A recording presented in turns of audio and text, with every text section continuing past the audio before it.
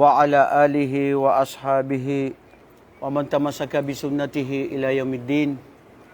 اللهم لا علم لنا إلا ما علمتنا إنك أنت العليم الحكيم.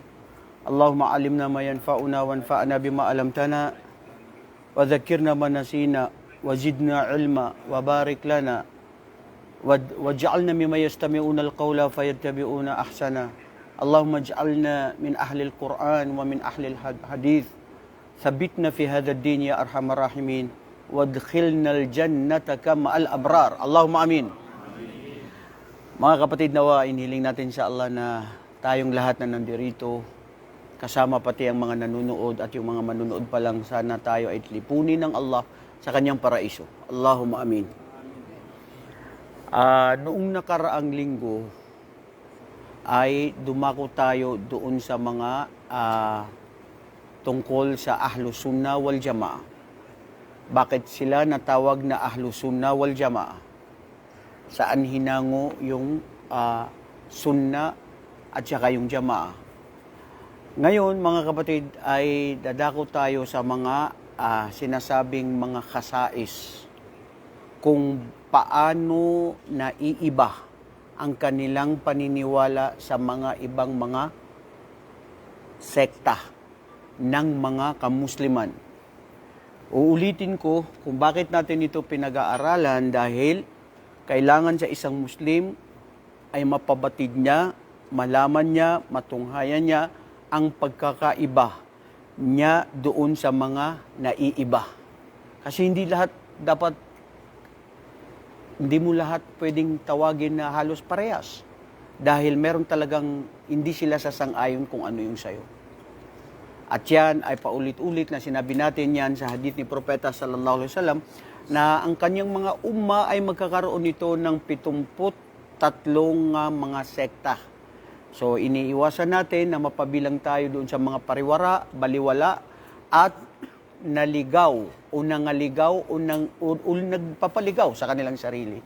Allahumma thabbitna fi hadha ad-din, ya Allah. Ipaunawa sa amin ang tunay na kaalaman tungkol sa iyong relihiyong Islam. Allahumma amin.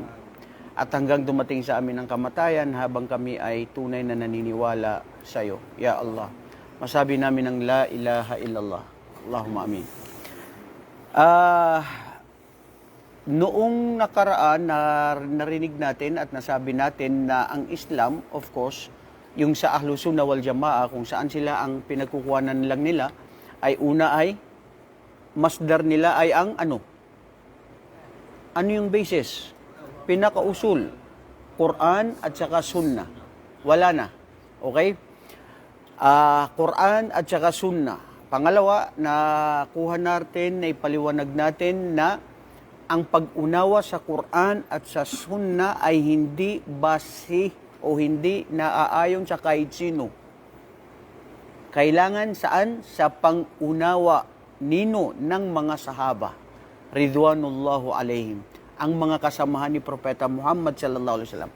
Ang pinakadahilan, mga kapatid, ayon sa mga ibang mga pantas, kung bakit nangaligaw ang mga iba at hindi nagkakaunawaan at salungat at hindi akma sa tunay na ipinag-iwanan ni Propeta sallallahu alaihi wasallam, dahil hindi hango doon sa kung ano yung pag-explain na pag-unawa ng mga sahaba. Kasi kung ang mga sahaba, lahat ng mga kamusliman ay doon sila sang-ayon, doon sila magkakaisa, doon lahat ang source natin, hindi magkakaroon ng pagkakaiba. Kasi lahat nandun sa kung anong pag-explain na ng mga sahaba. Hindi ba? There will be no difference between among the Muslim Ummah. If they only based their basis on their faith in Aqidah, when it comes only to the understanding and explanation and interpretations of the Sahaba, the companions of the Prophet Muhammad sallallahu alaihi wasallam. Pero kung tutungayan, talagang hindi rin pwede. Maski gusto natin. Bakit? Na hindi rin dapat pwede na dapat doon sa kanila lahat. Which is dapat doon. Ano kaya? Anong dahilan bakit hindi rin pwede? May ibang nakasama din ang propeta sa May kasamaan pa? May nakasama din kaya ng asawa niya. Hindi lang sahaba ang kasama. naintindihan nyo ba ang tanong ko? Ang sabi ko, dapat lahat tayo na mga umma ng Muslim ay doon sa pag-unawa ng mga sahaba. Yun ang dapat, para hindi magkaroon ng mga pagkakaiba-iba ng pag-unawa.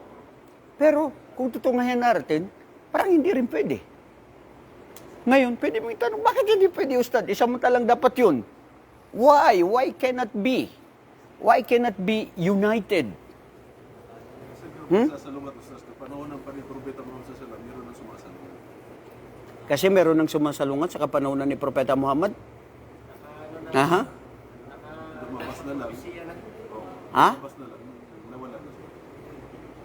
Ano kaya? Mismo ang mga sahaba, Ustad, may mga antas din. O mga sahaba, minsan nagkakaroon sila din ng mga iba-ibang kuro-kuro sa iba. Okay? Ano kaya? Di ba, Ibrahim? Kasi babalik tayo dun sa sinabi ng kapatid natin na si Yahya. Propesya. Kasi kung yun din na magkakaisa lahat doon, saan na yung propesya na sinabi ni Propeta na magkakaroon ng magkakawatak-watak ang kanyang mga umma? Di ba? They will be divided into 73 sects. So, ganun pa rin ang mangyayari. Pangatlo, kaya dapat siguraduhin mo, ikaw, ako, kahit sino sa atin, na doon tayo sa tama.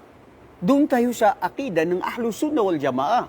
Kung anong pinag-iwanan ni Propeta sallallahu alaihi wasallam. Pangatlo, na dito ang karamihan na dito nagkaiba-iba. Lalo na sa pagdating sa ilmul ghaib, sa paniniwala sa Allah, sa mga hindi nakikita.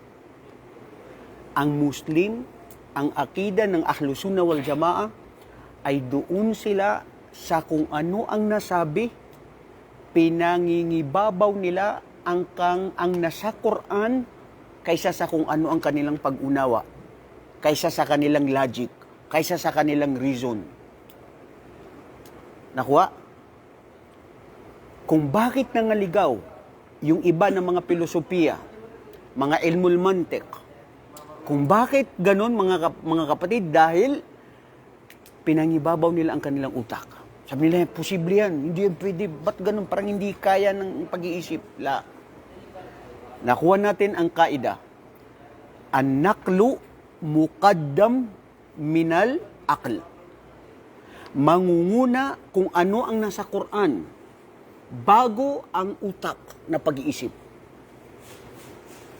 Ang Allah subhanahu wa ta'ala hindi natin nakita, pero pinapaniwala natin, tama? Ang paraiso, ang impyerno, ang salibingan, parusa sa libingan, biyaya sa libingan, ang mga anghel, pinapaniwalaan natin. Ang mga jinn, ang mga ikato, pinapaniwalaan natin. Kullu ma yata'allak anil iman bil aqida aglabuhu kulla al imanu bil ghaib. Sa ang imanu bil ghaib, ang Allah subhanahu wa ta'ala, tandaan, binigyan niya ang kanyang mga nilikha, ang kanyang mga alipin, ang mga tao, ang utak natin na iiba sa utak ng mga anghel, ng mga jinn at mga hayop. Yung utak natin limitado. Hindi pwede na yung utak na ibinigay sa iyo ng Allah na doon lang iikot-ikot tapos lalabas ka hanggang mawala ka na at mawalay ka na doon sa limitado na ipinagkaloob sa iyo na utak na hanggang doon lang. Kung bakit nangaligaw ang iba? Kasi lumabas na sila. Anything goes beyond the limits is danger. Yan ang tandaan nyo, bro. Abdulaziz. Anything goes beyond the limits, very danger. Bisag asa ka mo adto, maglakbay ka, mamaya may makikita dyan na danger, high voltage, don't come near. Ito lang yung limits. Matigas ulo mo, kaya ikaw si Bultis 5. Pumunta ka doon, nakurente ka tuloy. Sinasisisin mo, sarili mo. Sabi mo, siga ako. Ha? Kilala ko yan. No, bro. Ang tao, wallahi, sa ang kaida natin sa Quran, sami'na wa ata'na. Saddaqna wa amanna. Narinig namin, pinaniwalaan namin. Walang pagdududa, tinanggap namin. Dahil ang Allah subhanahu wa ta'ala, isa sa pinakauna na nabanggit na natin yan sa Quran, sa Alif Lam Mim, dhalikal kitabu la rayba fi, hudal lil muttaqin, awalu shay ma asasul iman, alladhina yu'minuna bil ghaib. Khalas. Yaong sila na mga naniniwala sa mga hindi pa nila nakikita. Allahu Akbar. Ngayon, mga kapatid, dadako tayo muna sa sinasabing usul aqida ahlus sunnah wal jamaa. Usul, ito yung mama na usul bil Arabiya, bil Tagalog. Tagalog, mama na usul. Usul jam'u asl. 'Di ba? Yun ang anong asl? Yun yung pinanggalingan, yun yung original. 'Di ba? Aslo yun, pananampalataya ng Ahlus Sunnah wal Jamaa. And of course, ang masdarul aqidah huwa kitabullah wa sunnatu rasulih sallallahu alaihi wasallam wa ijma'ul as-salaf alladhina taba'u man ashabin nabiyyi sallallahu alaihi wasallam. Yung ijma na pinagkaisaan ng mga salaf na kung saan hinangon nila ang kanilang paninindigan sa mga pag-unawa at pag-explaina ng mga sahaba na kasama ni Propeta sallallahu alaihi wasallam. Kullu ma warada minal Qur'an huwa syar'un lil muslimin wa kullu ma sahha min sunnati Rasulillah sallallahu alaihi wasallam wujiba qubuluhu wa in kana ahadan. Subhanallah. Lahat ng kung anong nabanggit sa Quran, pinapaniwalaan nila na ito ang pananampalataya natin ng mga kamusliman.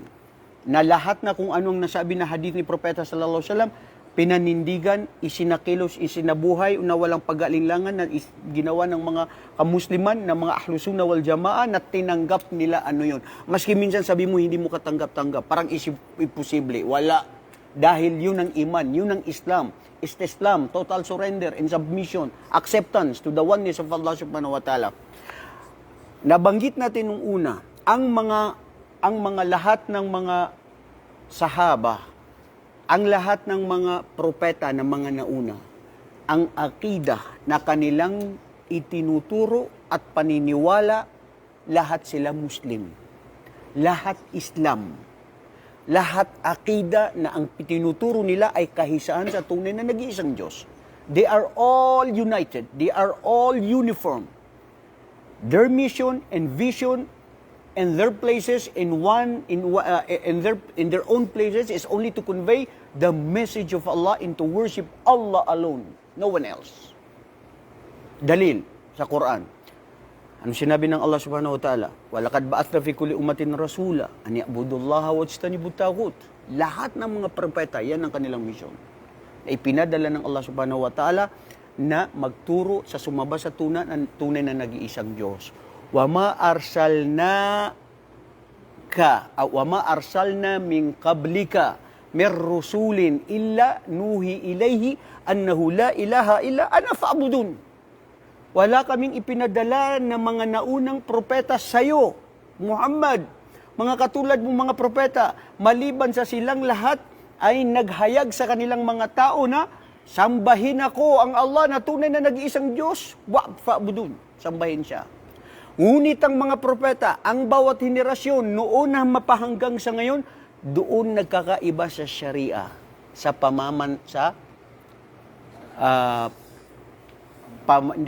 pamumuhay, sistema, pamamaraan ng kanilang mga batas.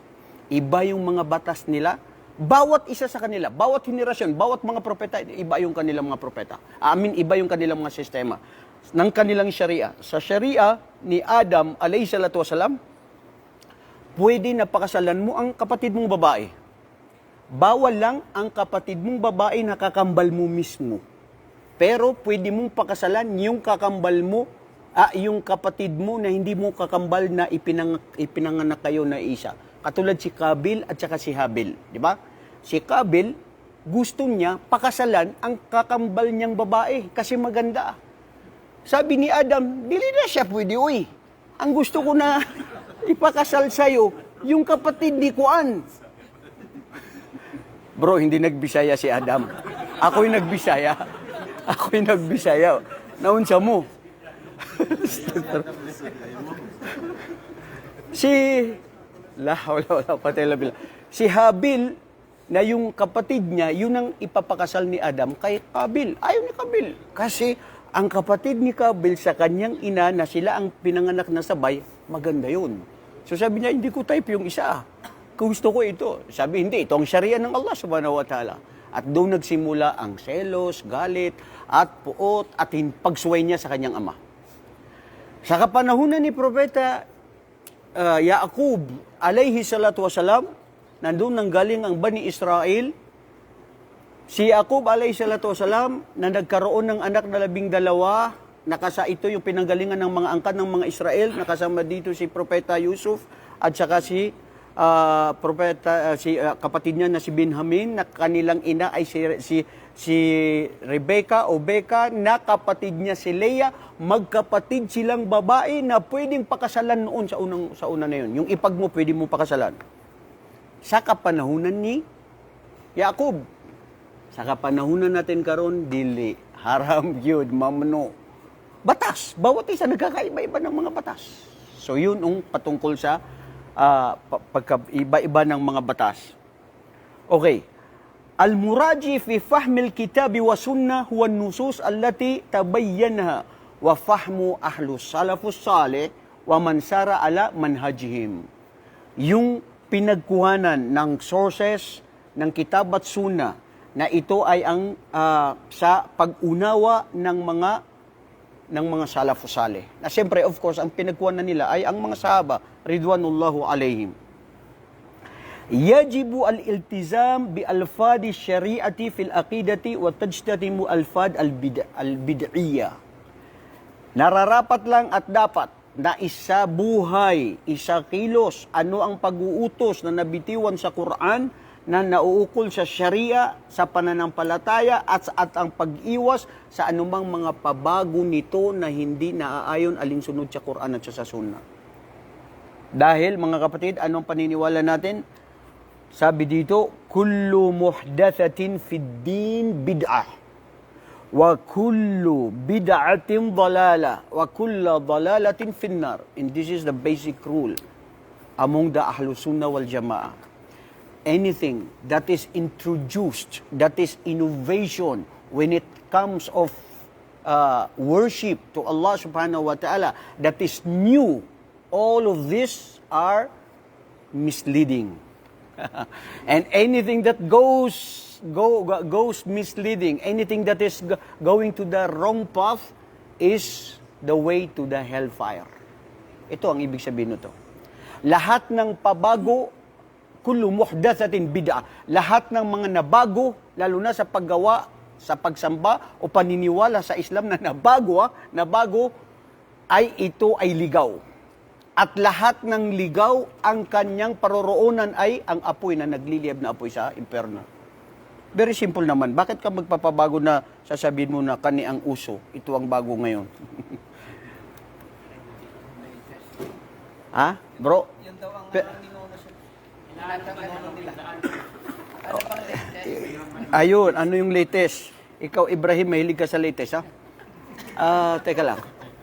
May kasabihan din yung mga maranaw na di ka makapungguan ka makapagimanto ka. Hindi ka kung ano yung kahapon, dapat makasabay ka sa uso. Ha? Sasabay kayo sa uso, bro? Ha? Sa uso, siguro na customarily ways kung paano panamit na o paraan na ngayon siya ay pangkasalukuyan na hindi labag sa Islam, wala ugnayan sa akida, pwede pang gawin. Pero yung akida, paniniwala, pagsamba, walang pabago na uso ngayon na dapat ngayon ang dating gawin kasi katulad ng mga iba. Tignan mo ginagawa ng iba, yung Allah, hindi pangalan ng Allah, Hu. Ngayon, tinatawag na nila, Hu.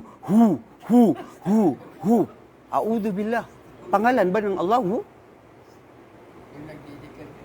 Mga kapatid, subhanallah, may isang pantas na tignan mo yung pagkasabi niya. Yung pagtawag ng yaul munada, ya Allah, ya Rabbi, hada yaliku fakat sa Allah subhanahu wa ta'ala. Pero ngayon hindi na, nabago na ngayon. Kasi yung ya na tinatawag nila, Yahu, Yahu. There is something wrong in connection with the yahooemail.com na ginawa ngayon ng mga pauso ng mga Hudyo. Yan. Oh, Yahoo. Ako, meron akong email. Una kong email, Yahoo. La hawla wala quwwata illa billah. Tignan nyo ang panilin lang, bro. Wala, hindi napapansin ng mga kamusliman. Gaano ang mga Hudyo kung paano nila baguhin ang akida o pananampalataya ng or customary ways ng mga kamusliman. Okay. Ngayon, sa tauhidul ilmi al-i'tiqadi. Ma'am, ano tauhidul ilmi al-i'tiqadi? Tauhid ang pagkaisa ng Allah. Al-ilmi sa kaalaman ng pananampalataya. Wow, mashallah. Tatlo na to, no? Tauhid, pananampalataya sa Allah, at yung ilm sa kaalaman, sa kaisahan ng Allah sa ating paniniwala. Al-aslu fi asma'illahi wa sifatihi isbatu ma asbata Allah ta'ala li nafsihi aw asbata lahu rasuluhu sallallahu alaihi wasallam. Correct. Ang pinakahurihinal sa mga pangalan ng Allah subhanahu wa ta'ala at sa kanyang mga katangian ay ang pagpapatutuo. Isbat. Mamaan al-isbat bil lugha al-Tagalog. Ang isbat, yung paninindigan, yung pagkatotoo mo, ini-isbat mo yun. Walang pagbabago. Kung ano ang sinabi ng Allah subhanahu wa ta'ala sa kanyang sarili, sa kanyang mga pangalan, o sa kanyang mga katangian, ay pinaniwalaan na natin na walang pagbabago, na ganun din si Propeta Muhammad kung paano niya ito sinabi, min ghairi tamthil. Sa pangalan ng Allah, sa kanyang mga katangian, bi ghairi tamthil. Mamaan na bi ghairi tamthil? Walang paghalintulad. Ang Allah subhanahu wa ta'ala. Wala takayif. Takayif. Ibig sabihin, wala ring pagsasalarawan o pagpapaano na ganun. Yung how. Ano ba yung how? Oh, tama. How is papaano. O, di ba? Ano? Papaano. Walang ganun. Papaano. Ishada. Anong papaano? Bakit may tatanong papaano? Wala, hindi mo nga nakita eh. Ilmul ghaibi. Ay limitado yung utak mo. Hindi mo pwedeng pasukan ang hindi mo nakita. Lahat tayo limitado ang utak. Mata. Binigay sa atin ng Allah.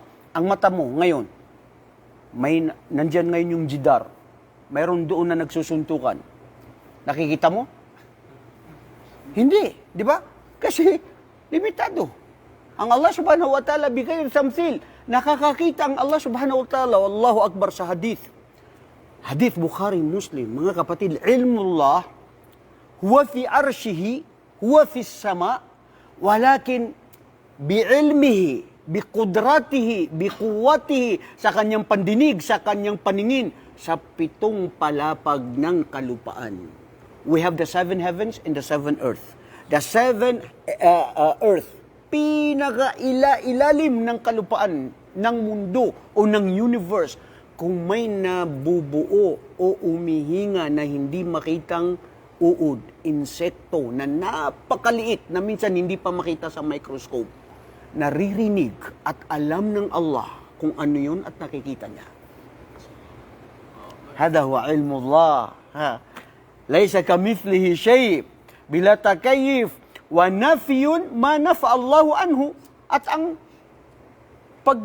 pagtalikod sa kung ano ang hindi sinabi ng Allah subhanahu wa ta'ala sa kanyang sarili, hindi natin pinapasukan at wala tayong sinasabi doon.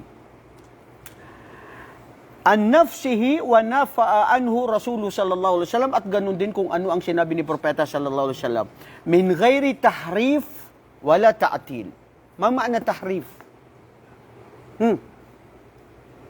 Ang tahrif, yung pagbabago mo. Diba? Pagbabago. Pagbabawas. Kayon, kasama na rin. ta'til, pandagdag sa sarili mong pangunawa ng utak mo. Sinabi ko na nga, una pa lang, utak mo, hindi yan ang pwedeng mong pairalin. Kasi limitado ang utak natin, bro. Kung ano ang sinabi ni propeta ng mga sahaba, yun. Papaano hindi na? Hindi ako magdadagdag, hindi ako magpapabago, hindi ako magpapahalintulad. Kalas! Yun na yun ang paniniwala ko.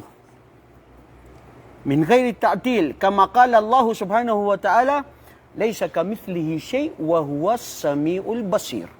Wala siyang kahalintulad sa lahat ng kaninuman sa kanyang mga nilikha at siya ang tunay na nakakarinig at nakakakita. Al-iman bil malaika. Al-imanu bil malaikatul kiram ijmalan. Paniniwala natin na mga ahlusunna wal jamaa sa mga anghel ng Allah subhanahu wa ta'ala na marami na tanging ang nakakaalam ay ang Allah subhanahu wa ta'ala. May 2 ang pakpak, may 3, may 4, may 600 ang pakpak. Hindi natin alam, pinaniwalaan na natin yun, hindi natin nakita. At hindi natin pinapaniwalaan na katulad ng mga sinasabi ng mga Quraysh, ng mga kufar, ng mga nauna ng mga Arabo, na sinasabi nila, al-malaikatu banatullah. Ang mga malaika, anghel ng Allah, ito day mga anak ng babae ng Diyos. Wali'udhu billah. Laysa hada. Yun ang mga nagpapaligaw. Imma tafsilan, fima sahabi'i ad-dalil, asma'uhum wa sifatuhum. Pinapaniwala natin na kung ano ang mga nabanggit sa hadith, kung ano ang mga pangalan nila. Si Jibril, alayhi salatu wasalam, si Israfil, si Mikail, at saka si Malakal Maut. Mal-iman, bimaani, alfad and nusus. Subhanallah. Naalala ko tuloy ang mga anghel ng Allah, pinababa ng Allah sa lupa. Jibril, kuha ka doon ng mga lupa dahil lilikayin ko ang isang nilalang na khalifa na si Adam. Kumuha sa lupa. Sabi ng lupa, a'udhu billah an tankusa minni shay'an. Ikaw, kukuha ka sa akin sa lupang ito na ibibigay ko sa iyo. Ako ay nagpapakupkup sa Allah na siyang lumikha sa akin. At yun nga si Jibril, hindi niya nakayanan dahil nagpakupkup siya sa Allah. Dumiretso sa Allah sa langit, ya Allah. Ang lupa na nilikha mo ay ayaw niya din nagpapakupkup siya sa inyo. Kaya hindi ko nakayanan nakuhanin. Inutusan niya si Mikael, ikaw ang bumaba. Kuha ka doon ng lupa, nalilikhain ko na ito si Adam.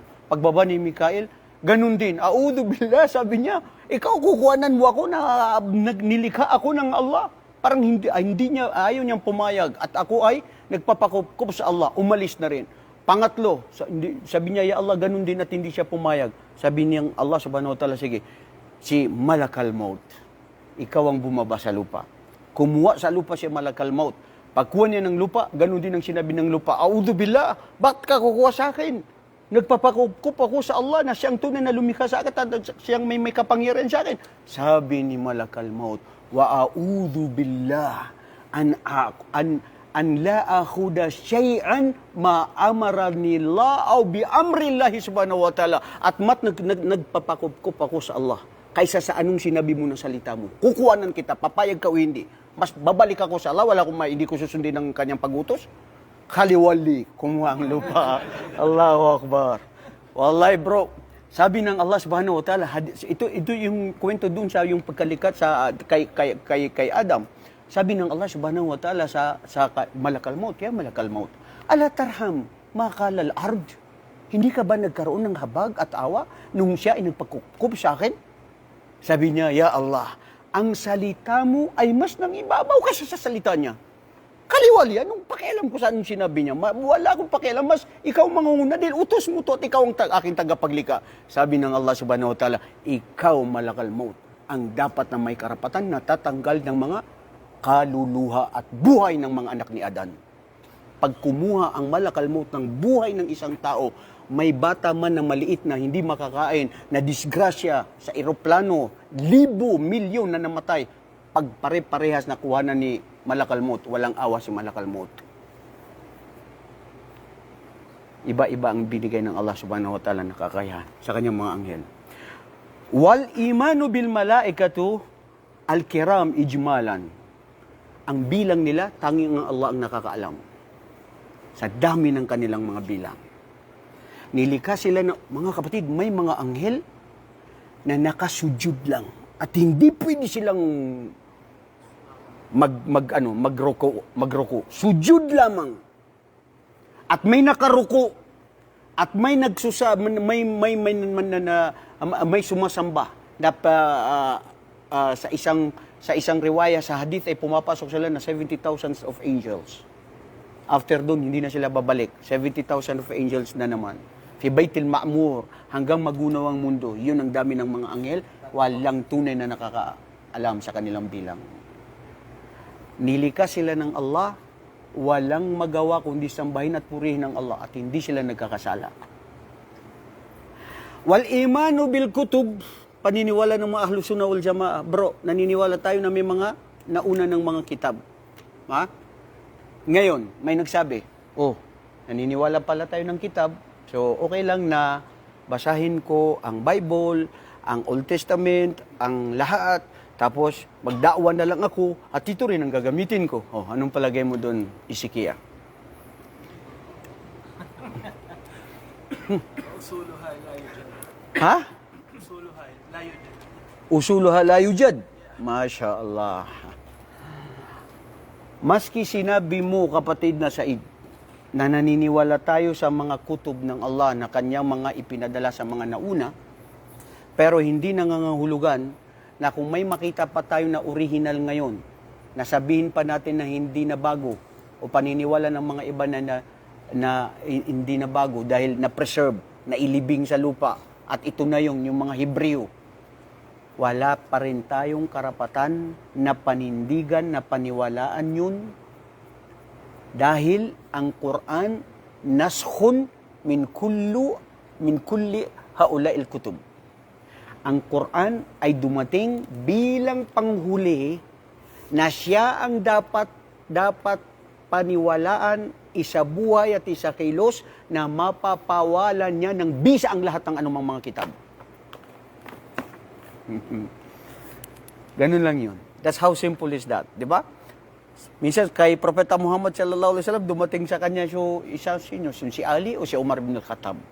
Tapos nagbabasa siya, sabi niya, anong kitab yan? Ito yung Torah ni Musa. Binabasa ko. Sabi ng Propeta sallallahu alaihi wasallam, wallahi, kung nandito ngayon si Propeta Musa, hindi niya yan babasahin. Mas paninindigan niya kung anong huli na ipinarating sa akin ng Allah subhanahu wa ta'ala. Meron ng kitab, bro. Meron ng Quran. Kompleto yan. Lahat nandiyan. So yan ang iparating mo sa mga tao. Subhanallah, anong sinabi pa dito? Al-imanu bil kutub. Ibig sabihin, ang kitab ng Allah subhanahu wa ta'ala, ang Quran, huwa kalamullah, na ito ang walang pagbabago at ito ang babalik din sa Allah subhanahu wa ta'ala at hindi ito nilikha ng Allah subhanahu wa ta'ala. Wal imanu bi anbiya'illah wa rusulihi salawatullahi wa salamuhu alaihim wa annahum afdalu mimman sawahum minal bashar wa man za'ama ghairu dhalika faqad kafar. A'udhu billah. Unawain ito mabuti mga kamusliman. Sabi dito, ang paniniwala, paninindigan sa mga sugo, mga propeta ng Allah subhanahu wa ta'ala at mga nabi, ay lahat yang mga yan ay sila ang pinakamabuting nilalang ng mga tao. At kung sino man ang maniwala na mayroon pang hihigit na mas maayo sila, maayo, unsa ni Bisayat na karon. mayroon pang mas mahihigit sa kanila na mas sagrado o mas mabuti na lalamang pa sa mga propeta, katulad ng sinasabi ng mga Shia na mas sagrado ang mga imam nila ngayon, mga 12 imam nila, pati yung ihi ng imam nila na iniinom nila. Ganun kasagrado sila ngayon sa mga imam na yan. Kung paano nila minsan gawing sambahin pa nila ang imam na yan. Kahit anong sabihin sa kanila ng imam gagawin nila, tumalon ka dyan, tatalon ka dyan. A'udhu billah. Ligaw. Dito, ang propeta sallallahu alaihi wasallam, ang mga propeta sila ang pinakasagrado. Wala na. At wala nang sasabihin mo na meron pang hindi ka, nandun si Imam Kuminiman na siya man yung la hawla wala quwwata illa billah. Mga kapatid, nagiging ano tayo pero wallahi, ya Allah, patibayan kami sa pananampalataya at paninindigan. So, al-imanu bil qadar. Al-imanu bil qadar khairihi wa syarrihi min Allah Ta'ala.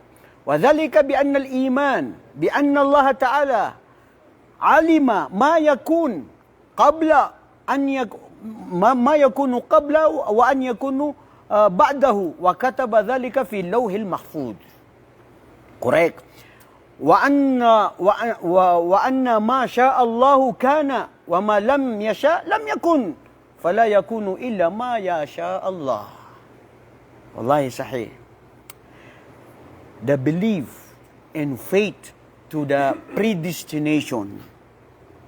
This predestination or destiny, whether bad or good, all of this from Allah subhanahu wa ta'ala.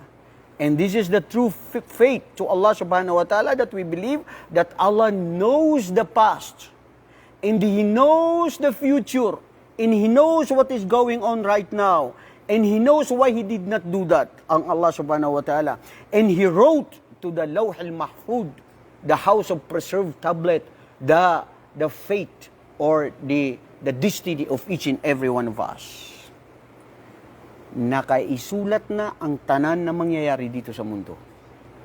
Naisulat na ikaw ay magbabalik Islam. Naisulat na ikaw ay magmumurtad. Linawin natin yan, Ustad. Bakit ka nagsabi ng murtad? Mga kapatid, hindi natin alam ang kakahantungan natin. Tama? Sino ang alam niya na mamamatay siya na makapagsabi ng la ilaha illallah? Ha? Alam ba natin? Nobody. Mga kapatid, ang panghawakan na maging tayo ay magpakumbaba sa Allah subhanahu wa ta'ala. Never na dapat tayo ay maging katulad ng mga taong masyadong mapagmataas sa kanilang sarili, sa kanilang paniniwala. Tayo ay nandoon tayo sa kapasyahan at kagustuhan ng Allah subhanahu wa ta'ala. Ang punto rito, pag nagdudua tayo, Ya Allah, aking Panginoon, alhamdulillah sa gabay mo sa akin ngayon sa Islam. Hinihiling ko Allah, ya aking Panginoon, na ikaw ang nakakaalam kung ako ba ay paraiso o imperno. Kung ako ba ay magmumurtad, kung ako ba ay magsisina, kung ako ba ay papatay, kung ako ba ay inom. Hindi ko alam na maaring mangyari yan sa akin sa mga balang araw ngayon. Pero hindi ko binabalak yan na mangyari. Ya Allah, kung nakasulat sa Lawhil Mahfud na yan ay gagawin ko, Ya Allah, hiniling ko na baguhin mo na hindi ko magawa. At least safe ka at alam ng iyong Panginoon kung ano ka sa puso mong na totoo ka. Kasi hindi natin alam talaga, mga kapatid, ang huli natin. Ilang mga, subhanallah, hindi ko makalimutan ng kwento patungkol kay Balaam ibn Baura. Si Barsisa. Yan, yung mga tanyag na kilala na maalam sa mga kapanahunan ni Bani Israel. Ulama, matakutin sa Allah, kasama sila sa mga awliya na ayaw na pumunta sa bayan. Ngano, kay mahadlok, dito na siya, doon sa pinakabundok. Magbasa ng Quran, magsamba sa Allah, ayaw makakita ng fitna. Ayaw niya makarinig ng mga haram. Doon na lang pagsamba sa Allah. Allahu Akbar. Pag sinubukan ka ng Allah subhanahu wa ta'ala sa pananampalataya mo. Anong bandang huli na nangyari kay Barsisa? Namatay siya na siya ay kafir. Ulama yun. Sheikh yun. Matakutin siya Allah subhanahu wa ta'ala. Si Balaam ibn Baura. Nakwento ng Allah subhanahu wa ta'ala sa Quran. Na pinakamaalam. At ang kanyang mga panalangin ay diretso na tinatanggap ng Allah subhanahu wa ta'ala. Pero namatay siya na kafir. Mga kapatid, huwag na huwag niyong kalimutan, pakatandaan, ang Allah subhanahu wa ta'ala sa kanyang mga daliri ay kung ano ang nanaisin niya sa taong mananampalataya na pwede niyang iligaw sa bandang huli na mamamatay siya na magiging kafir. At ganun din ang isang tao na kafir, na akala mo pag namatay siya ngayon, kafir na yan, umiinom, nagsisina, nagtatambal, lahat ginagawa niya. Bandang huli, hindi mo alam, umiyak sa Allah, nagtauba sa Allah, namatay na yun, akala natin kafir, pero ang Allah ang nakakabatid na siya ay nagtauba. So what is the lesson here? You don't ever judge someone. Mga kapatid, ang Allah subhanahu wa ta'ala sa araw ng paghukom, wallahi siya ang maghukom sa atin. Innahu hakim. Sa mga aral na mapupulot doon, mas kaaya-aya at mabuti sa isang Muslim na nandoon siya sa mga lugar na no way out, wala siyang magawa, na mga gumagawa ng mga kasalanan, pero umiiwas at nagjijihad. At malaki ang gantimpala mo sa pagtitimpi mo at pagpipigil mo. Pero kung pwede mong iwasan, iwasan. Pero kung hindi mo pwede mong iwasan, makitungo ka sa kanila, magdawa ka sa kanila, bilhikma, kaysa aalis ka na lang, wakoy labot sa mga tao, anak, kay mga ambot sa ilang kinabuhi. Pumunta ka doon, wala akong pakialam sa inyo, magunaw man kayo, mamatay man kayo, lahat mangyari sa inyo, wakoy labot, kay importante ako safe. No. Hindi, anong gusto mo? Isi-safe mo lang, sarili mo? Anong sinabi ng Allah subhanahu wa ta'ala? Fattaku fitnatan la tusibanna alladhina zalamu minkum khassa. Katakutan ninyo, sabi ng Allah, ang fitna na pagsubok na ang hindi lang paparusahan ay yung mga taong gumawa ng kasalanan kasama ikaw na pumunta doon na hindi ka nakialam sa mga nangyayari sa mga tao. You want to be safe? No, bro. Kailangan, mga kapatid, mali yan. Mga kapatid, haram yan. Ayaw nila makinig sa'yo. Kaliwali. Importante, wa ma'alayka illal balagul mubin. Kaysa nakikita mo yung haram, naririnig mo, kita ng mga mata mo, wa kay gisulti. Nganuman, imong baba, dili magsulti. Hindi ka na magsabi sa mga tao. Mga kapatid, kuntum khaira ummatin ukhrijat linnas ta'muruna bil ma'ruf wa tanhauna 'anil munkar. Ang tao na pinakamainam at pinakamabuti sa Allah ay ang tao na nagpipigil ng kasamaan at nagutos ng kabutihan. Kaysa sa iwasan mo na lang yung mga tao. So al-iman bil qadr wa khairihi dhalika bi anna Allah ta'ala alima ma yakun, at pinasulat niya ang lahat. Wallahi mga kapatid, dito, yun yung sinasabi nating tawhid al-ilmi al-i'tiqadi. Paniniwala natin sa, yun yung sinasabing al-iman bis-sitta. Di ba? Arkanul iman sitta. Al-iman billah wa malaikati wa kutubi wa rusuli wal yawmil akhir wal imanu bil qadr wal al-qadr bi khairi wa syarrihi. Ito naman. At-tauhid al-iradi at-talabi.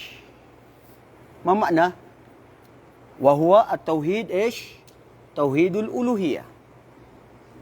O, di ba? Tauhidul talab, paghiling. Saan ka maghiling, bay? Ha? Sa Allah. Wallahi may nakita ko, astaghfirullah wa atubu ilay. Turuong ka no Allah, turuong tanulangon wallah. Gabayan nawa tayo ng Allah.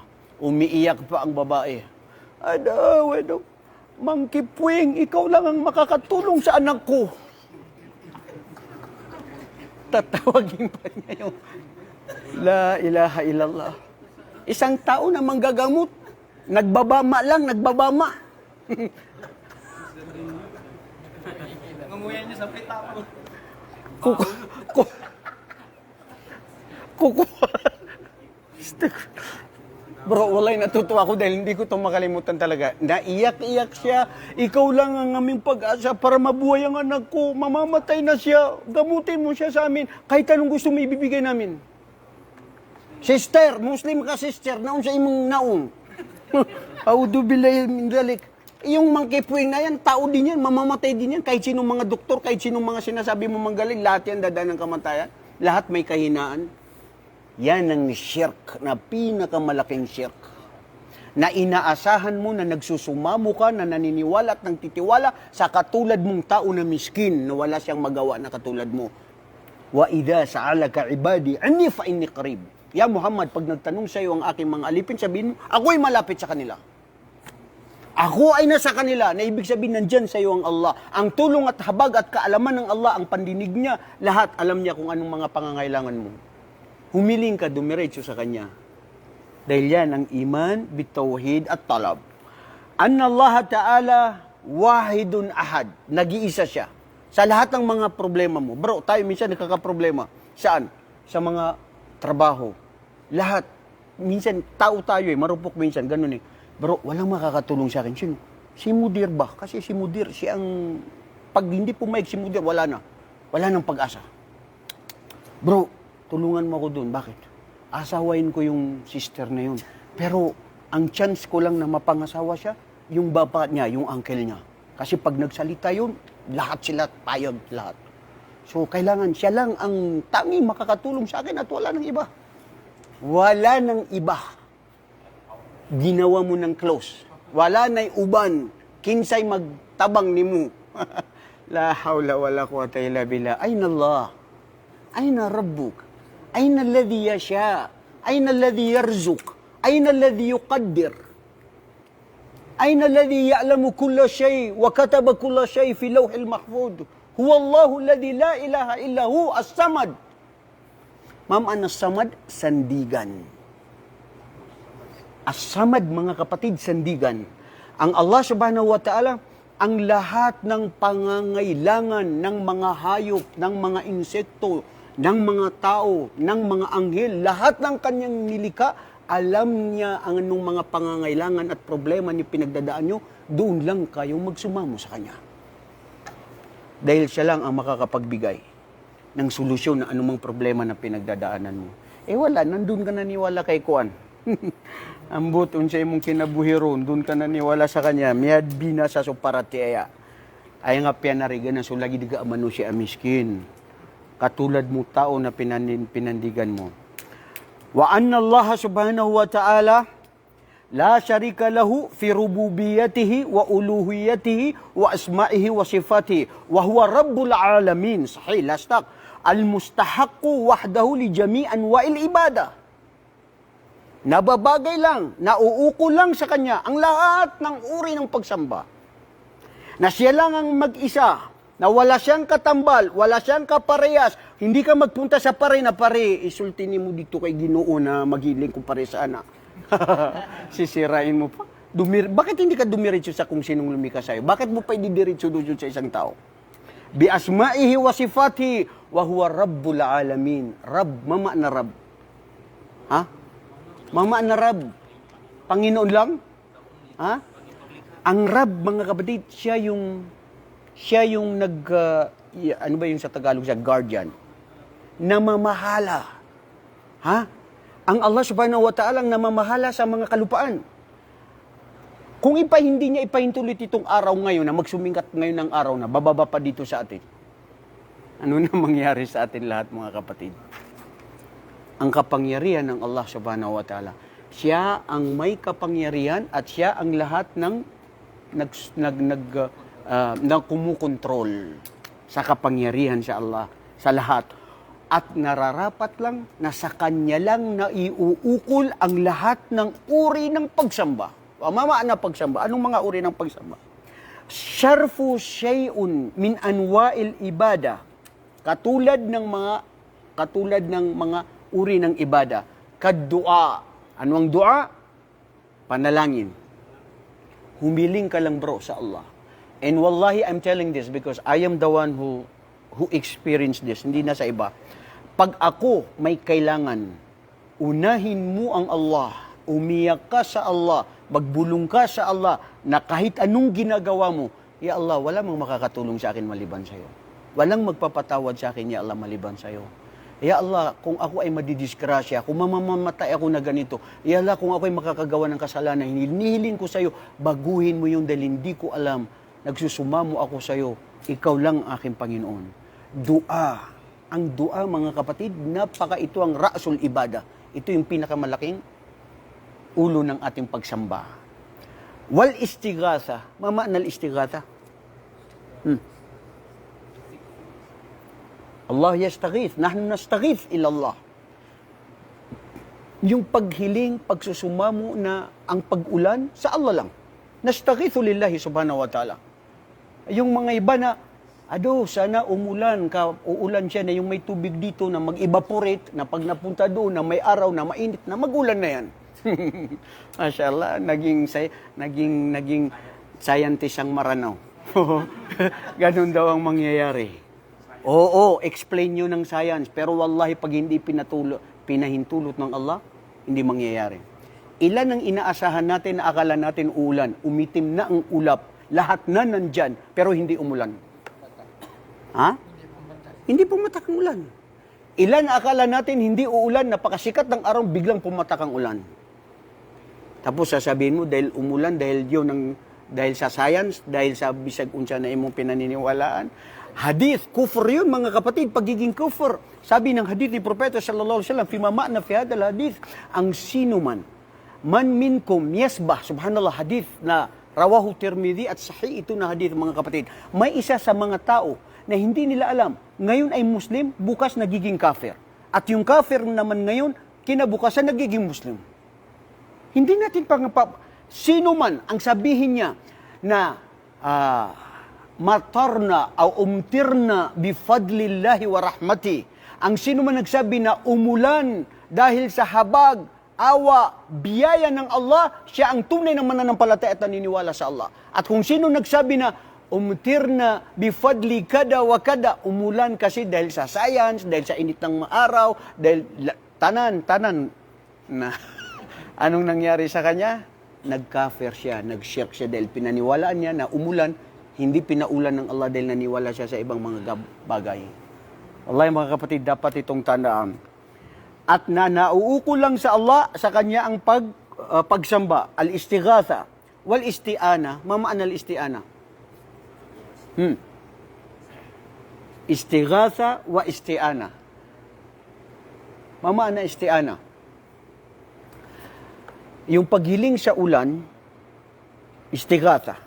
Wal isti'ana, yung paghiling sa kung saan ang bagay na ito ay kailanman walang pwedeng makapagbigay maliban sa Allah. Maski sinabi mo na may kaya mong ibigay, wallahi pag hindi ibinigayan ng Allah, walang pwedeng makapagbigay maliban sa Kanya. Kaya nauuko lamang sa Kanya mga kapatid ang lahat ng problema mo, anuman ang pinagdadaanan mo para lang sa Allah subhanahu wa ta'ala. Wa anwa'ul ibada aidan an-nazar. Ano yung nazar? Ako ay ang nazar, panunumpa o pagpapanata. O yun, nagpanata ka bro, di ba? Yan, ang pagpapanata sa Allah lamang. Waddabah. Ano ang dabah? Yung pag-aalay. Nasa tawam yan ng bali sa kambing, mga karabaw na iba ang pinag-alayan nila, yun, shirk yun. Dahil ikaw ay nagkatay ka na hindi para sa Allah subhanahu wa ta'ala. Bro, sa inyo dati, mga Kristiyano, di ba, nagkakatay din kayo. Tapos, ano yung kinakatay nyo? Hayop, syempre. Manok, wag na, okay lang yung manok.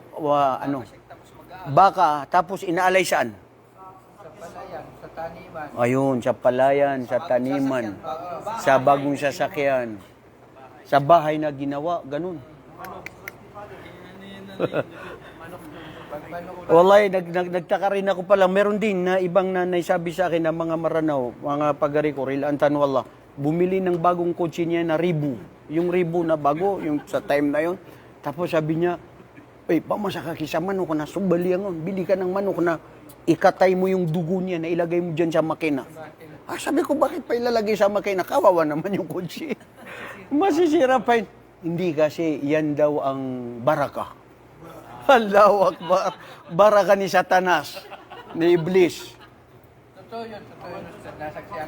Anong totoo? Na power? Yung pinakatay niya, dahil takot siya magkatay ng manok. Yun ang shirk. Kinalagay doon sa Hada huwa shirk. Dahil ang paniniwala para hindi ka daw masagasaan o hindi ka makasagasa ng tao. Bakit? Paniniwala na hindi pa nangyari, pinaniwalaan mo. Sino? Yung kapitbahay mo doon na nagbabama. Na siyang pinaniwalaan mo. So, nawala na yung kuwan. Pananalig mo sa Allah. Wa tawakkul. Ang tunay na pananalig saan? Sa Allah lamang, bro. Tiwala. Magtiwala ka lang sa Allah. Wallahi, walang mangyayari sa'yo, bro. Wallahi, ang sino mang magtiwala sa atin sa Allah, na makita ng Allah na tunay na ikaw ay nagtitiwala sa Kanya, ipapadaman niya sa iyo ang iyong tunay na pagtitiwala sa Kanya. At mawawalay ka sa anumang pinagdadaanan mo na hirap. Dahil mayroon kang tunay na tiwala. Hindi magtitiwala doon sa tao. Bro, alam mo, wala akong pagkakatiwalaan. Ikaw lang ang pagkakatiwalaan ko na nawala na. Pagkakatiwalaan mo na ibang tao. La hawla wala. Pero marami tayong nagagawa, no, na parang taliwas ba sa Islam? Lalo na yung mga sobrang nagmahal sa kanilang mga gigugma, nasasabi niya, og mawala ka sa buhay ko na mamatay na ko, mabuang na ko.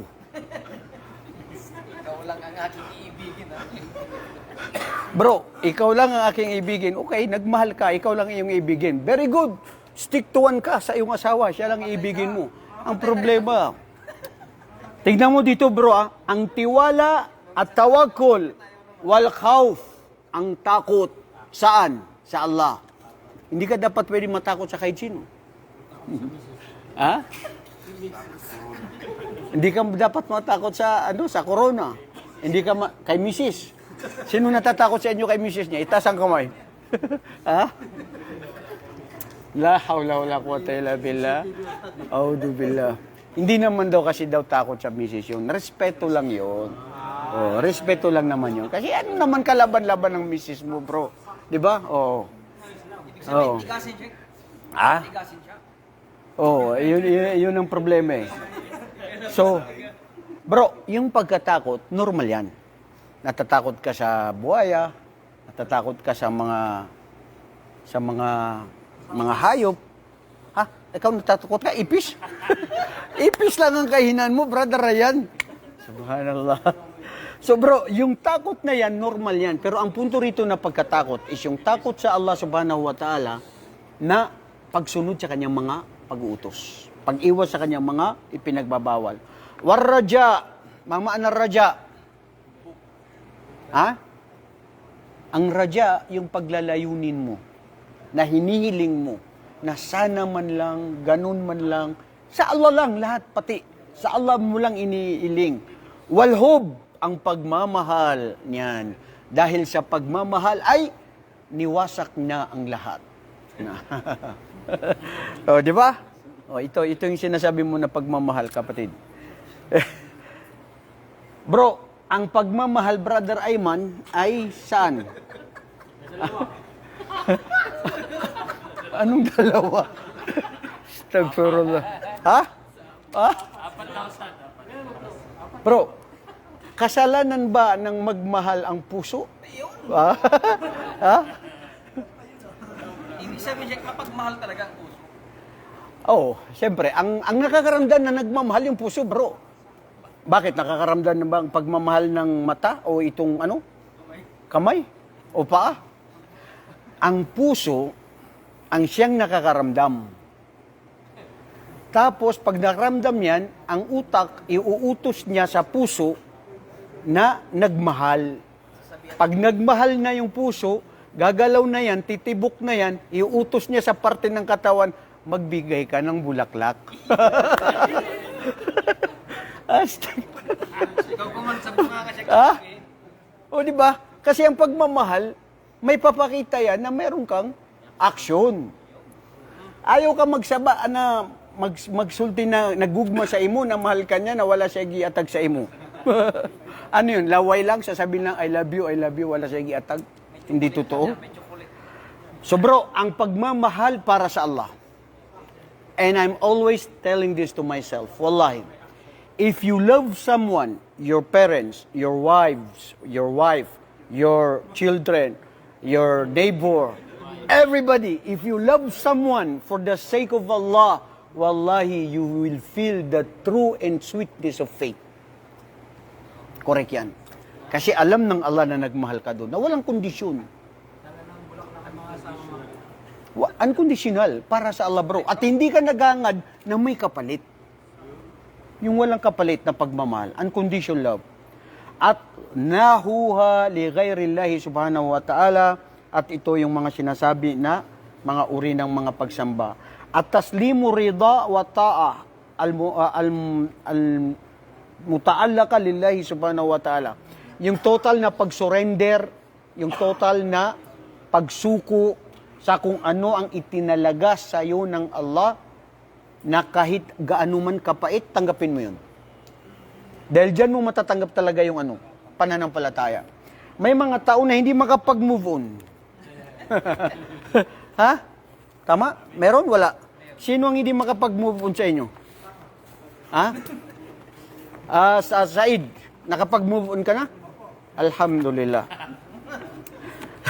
Bro, ang ibig sabihin dito, yung kahit anong dumating sa'yo na hindi mo matanggap, isipin mo lang na ito ay mula sa Allah subhanahu wa ta'ala.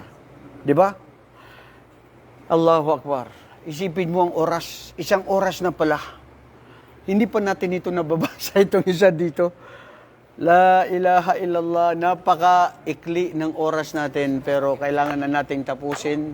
At walang problema kasi ad-durus fil aqida mustamir. Ito ay tuloy-tuloy ito, inshallah. So yan yung nakuha natin patungkol dito sa al-aqida ng Ahlus Sunnah wal Jamaa. Kukunin natin sa next yung Quran, al-Jamaa, wal Imamiyah. Tapos babasahin natin inshallah next week about the Ahlus Sunnah wal Jamaa. How they are distinguished from any other groups among the characteristics and features of other groups among the Jama'ah of the Muslims. Ito, 10 ito, napakaganda inshallah, ito ang kukunin natin sa susunod na linggo. Ya Allah, bigyan pa kami ng buhay na mahaba na pagsamba sa iyo. Allahumma amin. Ya Allah, dagdagan ng aming kaalaman at aming pagkatakot sa iyo. Amin ya Allah. Lipunin kami sa iyong paraiso. Allahumma amin. Subhanakallahumma wa bihamdik. Ashhadu an la ilaha illa anta astaghfiruka wa atubu ilaik. Assalamualaikum warahmatullahi wabarakatuh.